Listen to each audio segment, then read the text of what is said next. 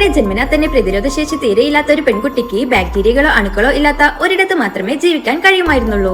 അവളെ രക്ഷിക്കാൻ ഡോക്ടർമാർ തിരഞ്ഞെടുത്തത് വളരെ അപകടം പിടിച്ച ഒരു മാർഗമായിരുന്നു. ആദ്യം ആ പെൺകുട്ടിയെ തേൻ നിറഞ്ഞ ഒരു വലിയ പാത്രത്തിൽ ഇരുത്തി ശ്വസിക്കാൻ വേണ്ടി ഒരു ഓക്സിജൻ ട്യൂബും അവൾക്ക് നൽകുന്നു. തുടർന്ന് പെട്രോൾ ബാഷ്പം നിറഞ്ഞ ഒരു പ്രത്യേക മുറിയിലേക്ക് അവളെ മാറ്റുകയാണ്. അവളുടെ അച്ഛൻ അവളെ ആശ്വസിപ്പിച്ചുകൊണ്ടിരുന്നു. പെട്ടെന്ന് ഡോക്ടർമാർ അവളുടെ ഓക്സിജൻ ട്യൂബ് മാറ്റിയിട്ട് ആ മുറിക്ക് തീ കൊടുത്തു. നിമിഷ നേരം കൊണ്ട് മുറി ആളിപ്പടർന്നു. ചൂട് കൂടിയപ്പോൾ അവളുടെ ചർമ്മത്തിൽ കുമിളകൾ വരാൻ തുടങ്ങുന്നു. തേൻ ചൂടായി കട്ടിയാകാൻ തുടങ്ങിയതോടെ അവൾക്ക് ചലിക്കാൻ പോലും പറ്റാത്ത അവസ്ഥയായി. അവൾക്കിനി സഹിക്കാൻ കഴിയില്ല എന്ന് മനസ്സിലായ നിമിഷം ഡോക്ടർമാർ മുറിയിലെ ഓക്സിജൻ വിതരണം നിർത്തുന്നു. ഓക്സിജൻ ഇല്ലാത്തതിനാൽ തീ പെട്ടെന്ന് അണയുകയാണ്. തീ അണഞ്ഞ ഉടനെ തന്നെ മുറിയിലേക്ക് ശുദ്ധമായ ഓക്സിജൻ നിറയ്ക്കുന്നു. ആ തീജാലങ്ങൾ ആ മുറിയിലെ സകല ബാക്ടീരിയകളെയും നശിപ്പിച്ച് അതിനെ ലോകത്തിലെ ഏറ്റവും സുരക്ഷിതമായ ഇടമാക്കി മാറ്റിയിരുന്നു. തീ അണഞ്ഞ ശേഷം പുറത്തേക്ക് വന്ന പെൺകുട്ടിയെ കണ്ട് എല്ലാവരും അത്ഭുതപ്പെട്ടു.